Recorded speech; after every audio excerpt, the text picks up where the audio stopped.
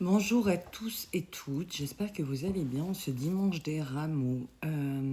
Pour vous dire que la semaine passée, vendredi, j'étais tellement en avance et c'est vrai que depuis le mois de février, ça me fait penser vraiment à cette énergie du cheval de feu, à cette année universelle 1. Où j'ai vraiment du mal avec, comment vous dire, les calendriers et agendas, puisque je suis souvent en avance. Et du coup, c'est un peu perturbant parce que du coup, le vendredi, j'ai fait une vidéo où je vous parlais du vendredi saint brièvement. Je vous souhaite un bon vendredi saint. Tout le reste était très juste au niveau des dates, au niveau des émotions, au niveau de plein de choses et d'arriver sur la pleine lune. Et après coup, en regardant, je dis mais attends, non, on débute la semaine en fait sainte. Donc le vendredi saint sera je crois, le lendemain de la pleine lune, le 3 avril, le vendredi saint, juste avant Pâques.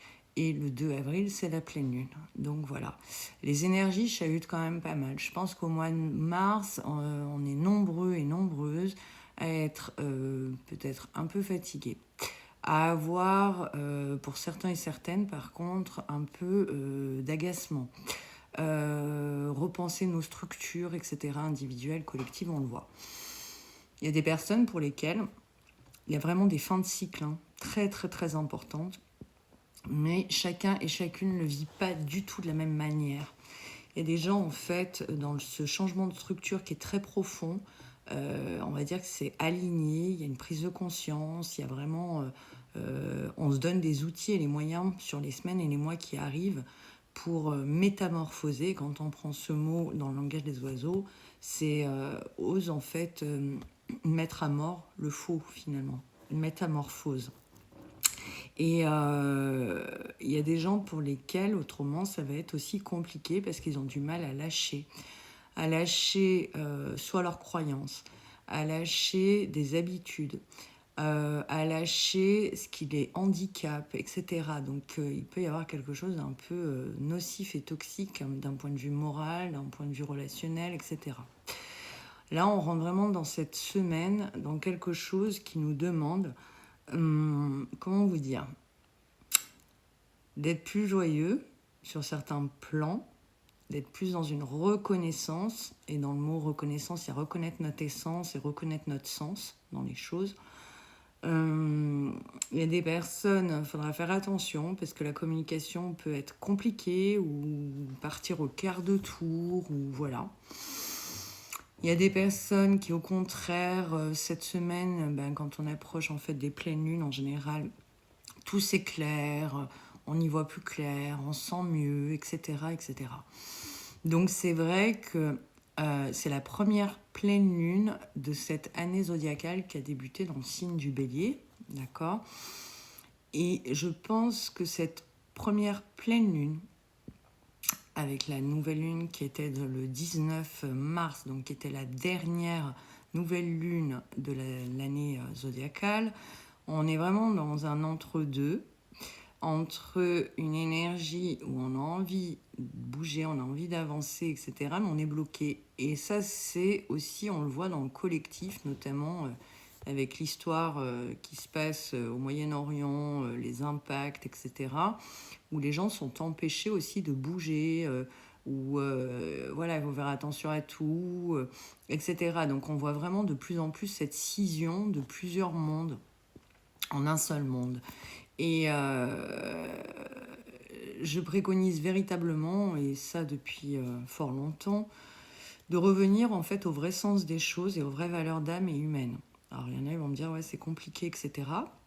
Mais je pense que chaque chose en fait arrive dans la vie pour mettre le doigt sur les vraies valeurs. Et au cœur de la semaine sainte, il y a vraiment quelque chose entre, vous savez, le message de Jésus, le message en fait universel d'amour, le message universel de dire que voilà, on est tous frères, on est tous sœurs.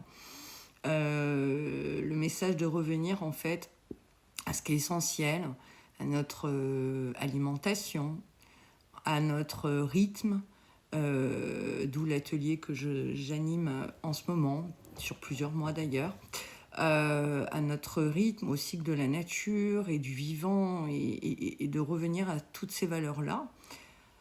Parce que il n'y a que comme ça qu'on arrivera en fait dans notre incarnation, et quand on prend ce mot dans le langage des oiseaux, je le répète souvent aussi dans les vidéos, le incarnation pour faire nation humaine.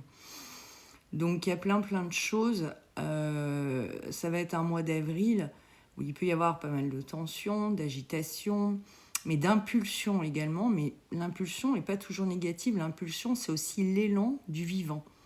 C'est-à-dire qu'au lieu d'être peut-être comme des morts vivants ou des zombies, les gens vont peut-être se révéler, se réveiller, activer des choses, que ce soit dans l'individuel, des projets, etc., ou prendre des décisions. Et dans le collectif, ça peut être des mouvements collectifs, ça peut être de réagir ou d'agir face à des choses, et de différentes manières, des manières peut-être un peu plus nouvelles aussi, puisque là on est dans quelque chose où on est en train de changer des structures un peu archaïques. Voilà. Donc c'est vrai que c'est une semaine qui demande à revenir un petit peu les pieds dans ses chaussures, et à regarder les choses, mais à partir de son âme et de son cœur, d'amour. Pas à partir que de son âme et de son cœur blessé, ou en tout cas si on regarde à partir de sa blessure, c'est qu'est-ce que je peux faire en fait pour me respecter ou faire valoir, etc. Attention aussi à pas s'emballer ou à pas partir dans tous les sens, mais là il y a quand même un mois d'avril qui amène aussi le besoin de s'alléger, de libérer des choses, de s'ouvrir, ou également il y a des informations qui viennent d'ailleurs. Donc que ce soit dans l'individuel et le collectif, on peut avoir soit des idées nouvelles qui viennent d'ailleurs, soit des informations qui viennent d'ailleurs, ou s'inspirer de quelque chose qui vient d'ailleurs. On repart en fait dans une communion avec le monde en fait. On reste pas seul dans son coin. Je parle de manière générale et globale. Je ne parle pas que pour une personne spécifique, parce que c'est pas sur une vidéo qu'on peut détailler le rythme de chacun, mais il y a vraiment quelque chose qui invite à être libre, à être curieux et à penser en fait à l'intérêt collectif. Il y a vraiment, on fait évoluer la situation et on écoute un petit peu ce qu'on ressent, et on arrête de se saboter, et il y a un côté créatif pour gagner en liberté, en indépendance. Il y a un côté un peu dans l'audace aussi. On évite les blocages, enfin voilà, on évite tout ce qui nous enferme. Donc il se peut que sur le mois d'avril, ça pète un petit peu pour faire péter des structures ou des choses qui ne nous conviennent plus. Voilà. Pour ceux et celles qui souhaitent des rendez-vous individuels sur le mois de mars, puisqu'on n'est pas terminé, mois d'avril, mois de mai, il n'est pas prévu que je revienne à Lyon. Je reviendrai à Lyon au mois de juin. Donc vous pouvez avoir des consultations à distance, sur rendez-vous, par téléphone. Donc des consultations en guidance, des consultations avec des soins énergétiques de recouvrement d'âme, libération de certaines mémoires, etc. etc.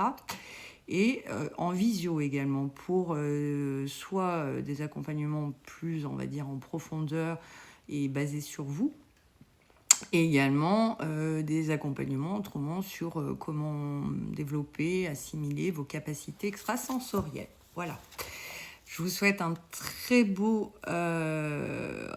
très belle fête des Rameaux, un très beau dimanche par conséquent, une très belle pleine lune qui arrive donc le 2 avril, et une belle semaine sainte. Et n'hésitez pas, je le répète, à demander l'aide de vos accompagnants dans le monde invisible. Et oui, c'est une période aussi, quand il y a un changement d'énergie comme ça, où il peut y avoir beaucoup de personnes qui quittent le plan terrestre, des humains, mais aussi nos animaux de compagnie, etc. Voilà. Prenez soin de vous et plein d'amour sur vous.